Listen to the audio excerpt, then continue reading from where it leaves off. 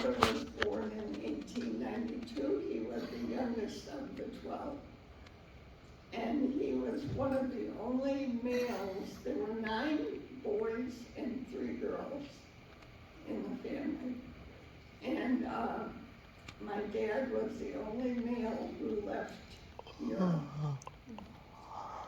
before the Second World War.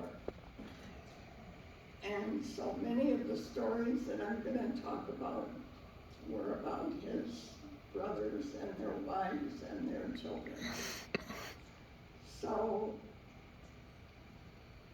let me get my little clicker here.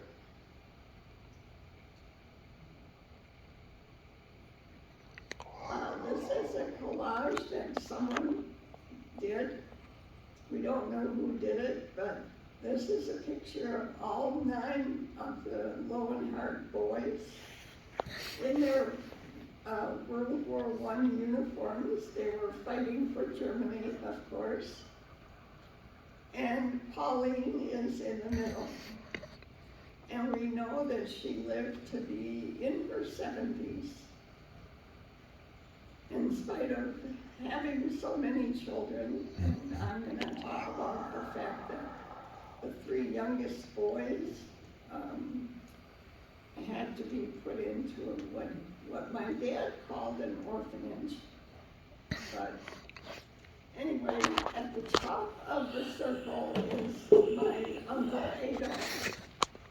Adolf was a very common name for German boys at that time.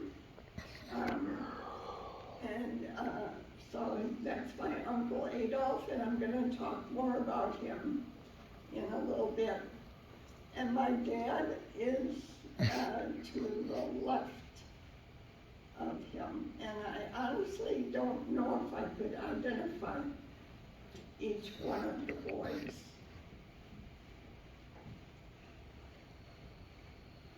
And there's my father in his World War I uniform.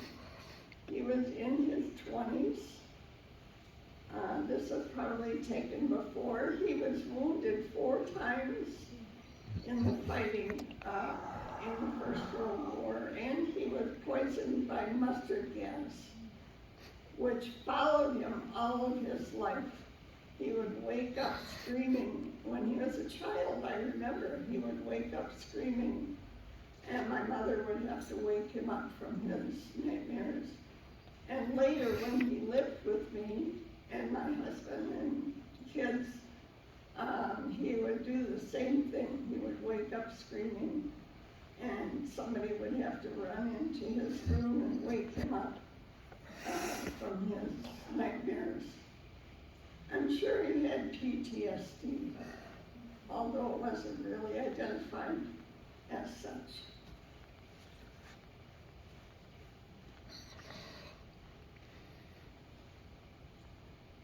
This is a picture of what he looked like at the age of 7 when he was placed in the orphanage at Paderborn. And his 2 next oldest brothers were also at the orphanage. So he wasn't by himself. He had 2 brothers that were there with him. But I'm sure it was very traumatic for him to not only be, when I would ask him, Dad, tell me about your childhood, he would just shake his head and he would say, I was raised in an orphanage. And that's all he would say. He wouldn't really talk about it. But I learned from, I talk about my cousin John, who was the cousin that we met through the internet. He showed me pictures of what the building looked like, the place where they were housed. It may have been more like a school for children, because obviously they weren't orphans. They had a mother, but that's what my dad thought it was. He and he had been raised in an orphanage, because he was there from the age of 7 to, I believe, 14. And then he didn't go back home. He went to a different town to learn a trade.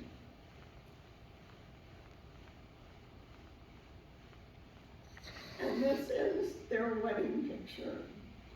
My mom's name was Elizabeth Henrietta, and she emigrated from Germany in 1923, and my dad emigrated to this country in 1921.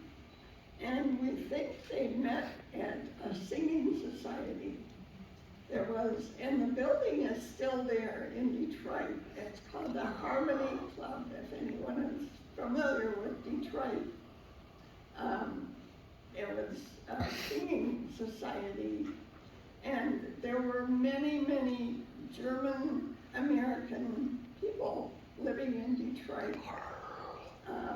And they started immigrating to Detroit back in the 1800s.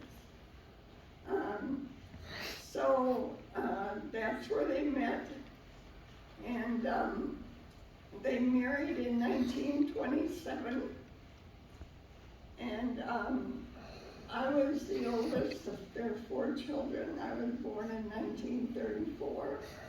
I had a younger sister who was born a year and a half later in 1935, and 2 brothers born in 1937 and 1941. And my mother was 36 when I was born, and she was 43 when my youngest brother was born. Of the 4 siblings, there are only 2 of us left. My youngest brother died in 2016. When he loved gliding. He had a glider, and he would go up whenever he could. And they lived in Hawaii for over 50 years, but they decided to move to Nevada because they lived on the Big Island, and it was not good for his wife's asthma. It aggravated her asthma, so they moved to Nevada, and that's when his glider crashed in the mountains outside Nevada. And then my sister died in 2019. She had heart problems. So they're just 2 of the Loewenhardts. If you look at the cover of the book, there are 4 of us sitting on a park bench.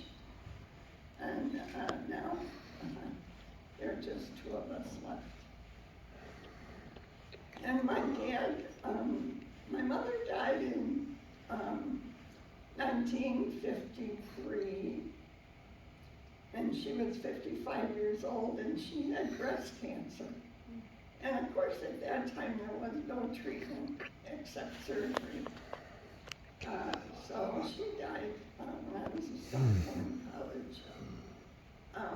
My dad died in 1972.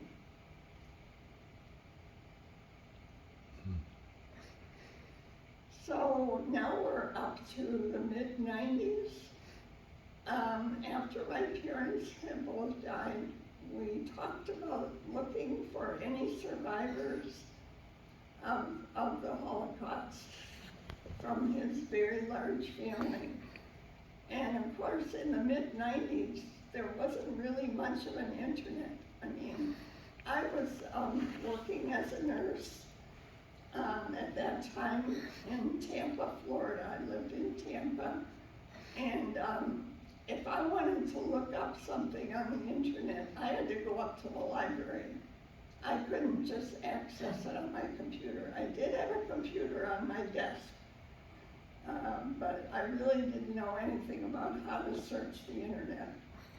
So my youngest brother did know how to search, and he was very excited. Well, first of all, we wrote to the city where we thought my dad had lived. In Germany. We thought they had lived in in Dortmund. Well, it turned out they didn't live in Dortmund, they lived in Oberhammer. But we did get a letter from Dortmund saying all the records of that time have been destroyed. So, and then we wrote to the Holocaust Museum in Washington, D.C.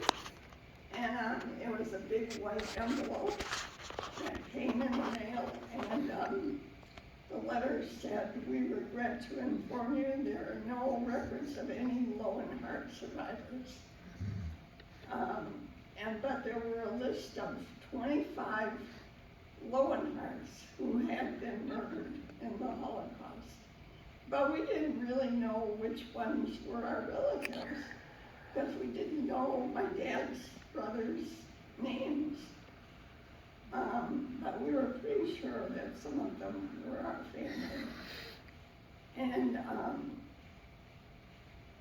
then my youngest brother said, and he was very excited, he said, "I found a few Loewenhardts scattered all over the world. Some in Canada, some in Germany, some in the Netherlands. And, but only one had an email address. And it turned out to be John Loewenhardt. And the reason he had an email address, he was a professor of Russian and Eastern European studies. And that is a picture of him. So we did write to him. And I'm going to read you a response that I got.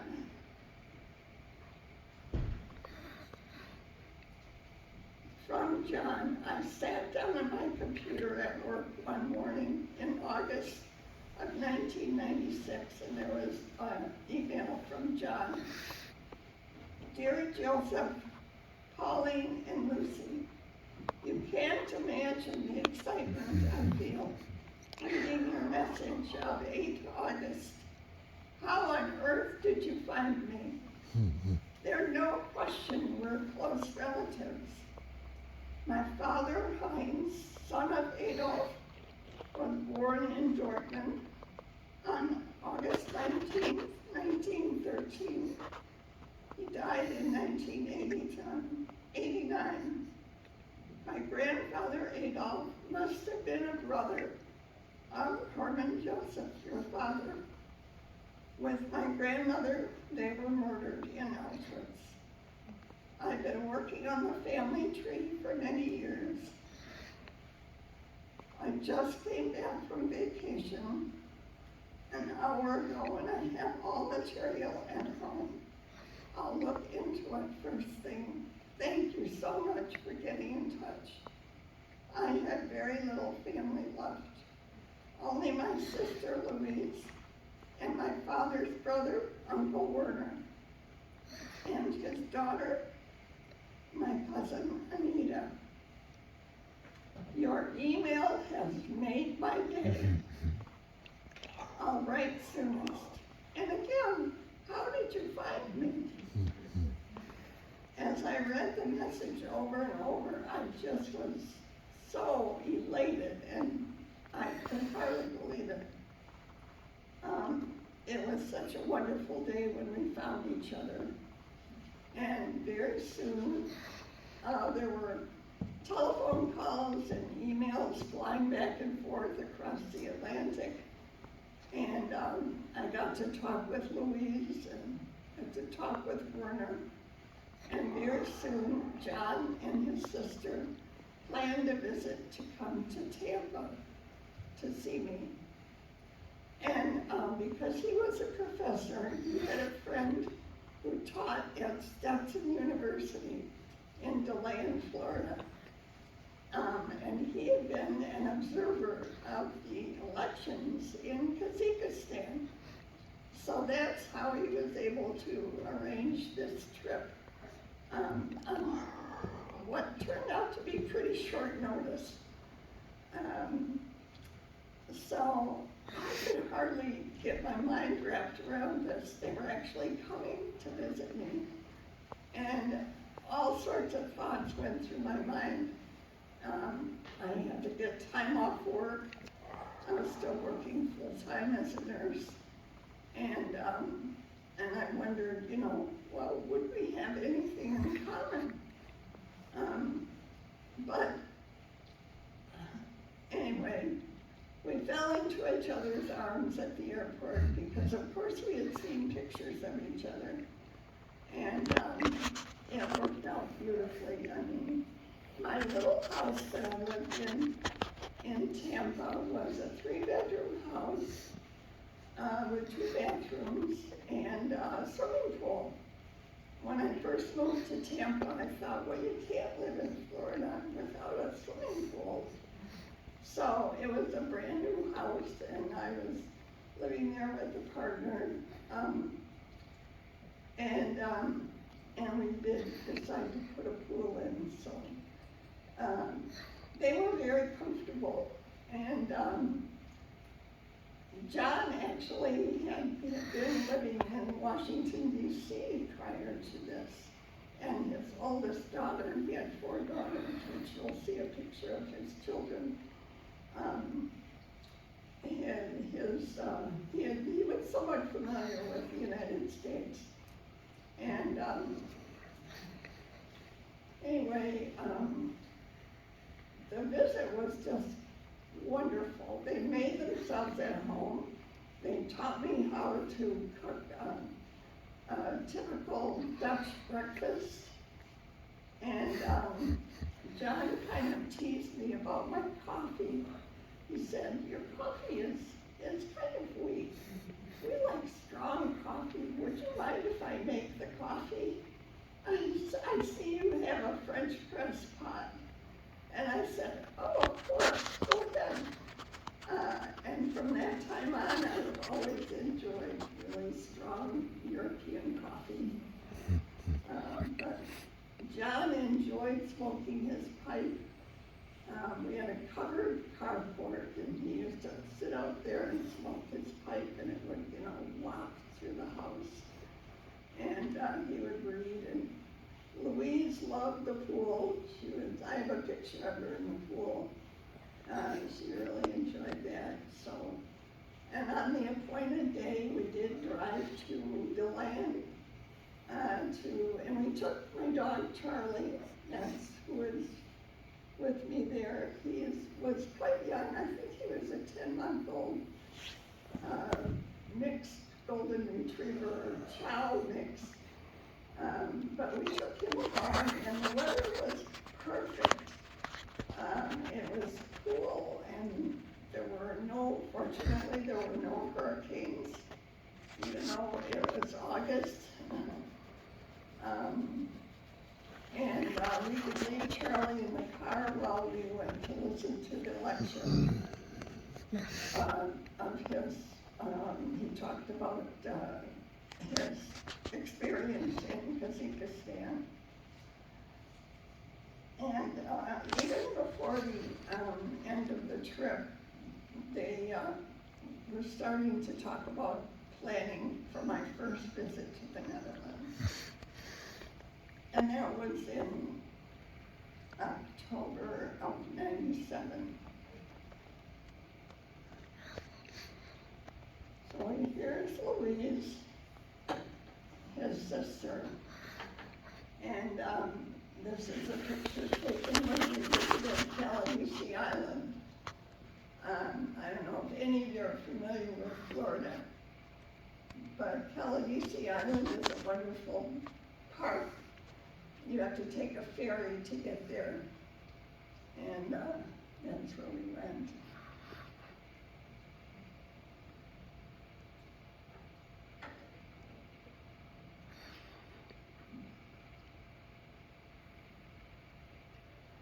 So this is a picture from my first visit to the Netherlands, and I'm sorry now that I didn't try to get more pictures from that first visit. It was so wonderful. I just can't tell you what a joy it was for me. As a child, I remember feeling kind of like an outsider. All my friends, and this is when I was very young, I'd say first or second or third grade, all my friends used to talk about, well, my cousins are coming for a visit. Well, I didn't have any cousins that were coming for a visit, and I had one aunt. My father, when he came to this country in 1921, his sister had come, her name was Johanna, and we called her Tante Honey, Hanny. And she had come in 1910, so she was pretty well settled by the time he came. And I'm sure she was the one who sponsored him. I'm going to talk about a little more about her at some point, because she was a very unusual woman for her time. She owned a dress shop. She moved away from Detroit. She moved to Kansas City, Missouri, where she owned a dress shop. And that was pretty unusual for that time. That was in the mid-40s, after the war. And she used to send, when my sister and I got older, she used to send us clothes, and I always remember that a picture of me in a beautiful beige suit with a tailored skirt with one pleat in the front and an Eisenhower jacket. And I loved that suit. I loved it. And she would also bring giant Hershey bars. That was her treat.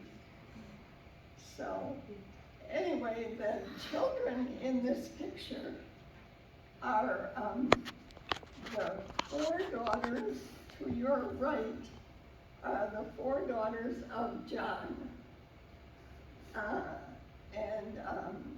The oldest one is to the right, Sana, Sanne. Next to her is Tess. Peeking out from behind is Wieke, Wieke, and then little Hannah, who is now in her 20s,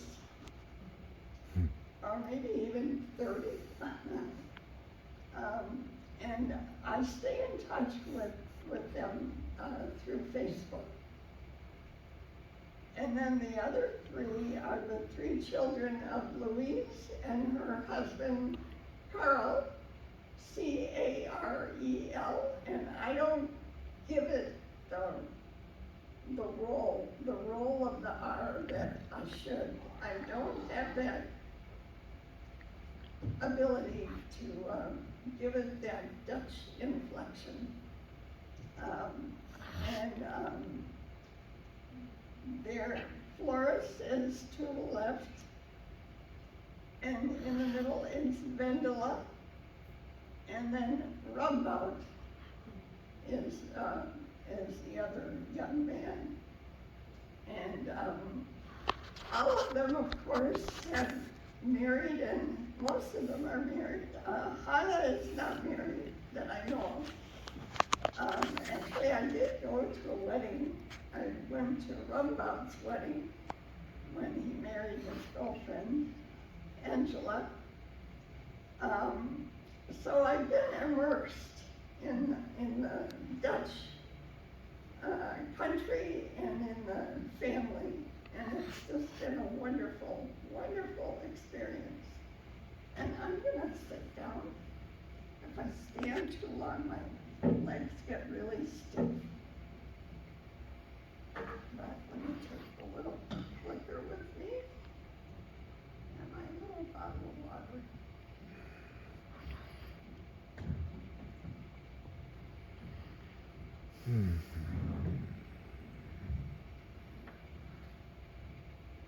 And they tell me that you'll be able to hear me. Can everybody hear me? Yeah. Good. I'll go a little closer.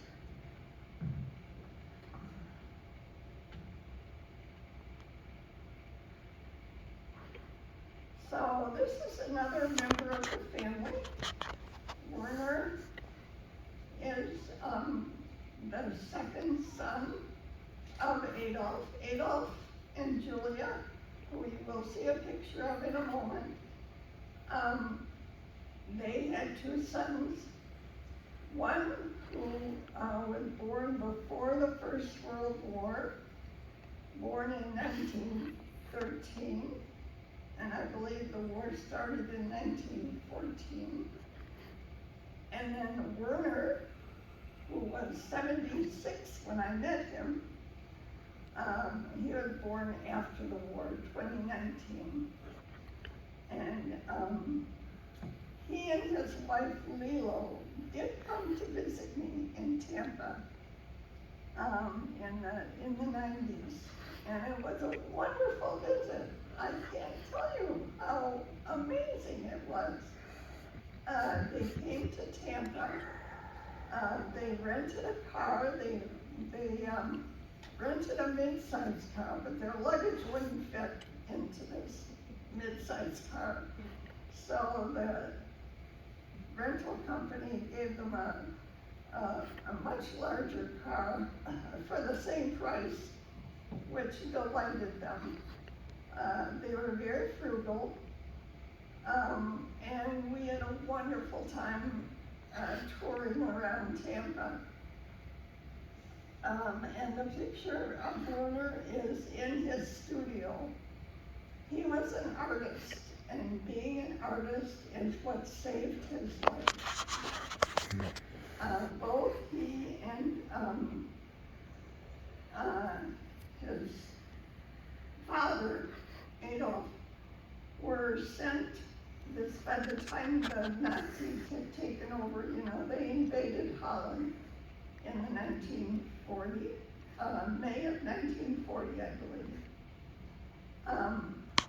And even though the Dutch people had put together this refugee camp called Westerbork, that was in the middle of the country, because so many Germans were coming from Germany, and Germany and the Netherlands are very close together. The Nazis, of course, took over the camp, and they relied on the German refugees to kind of run things at the camp. So there weren't as many Nazi guards as might have been true in a different place. But anyway, there were they were sent to a work camp where it was, really hard labor. But the camp commander noticed his ability as an artist, and that's what saved his life, because there were trains sent to the west, to the east, I should say. Every week on Tuesday is when they would put people on these trains, cattle cars, that were headed for the concentration camps. And people tried everything to, not get deported. Nobody knew exactly what was going to happen to them. It was not common knowledge among most people that there were gas chambers and that sort of thing. But people knew that it was something not good. So they did whatever they could. They wrote a letter to, they had another member of the Loewenhardt family there was no Israel at that time, but he was in Palestine, and they wrote to him, but they also wrote to my father in Detroit, Michigan, to see if he could help. I mean, I don't think there was really anything that anybody could have done to help people who were in prison in the Netherlands, or for that matter in any of the camps. but people did try to, and it usually was futile, to do anything to prevent their being deported. But Werner, fortunately, was not deported, and he lived to see the liberation of Camp Westerbork. And it was the Canadians who liberated most of the Netherlands.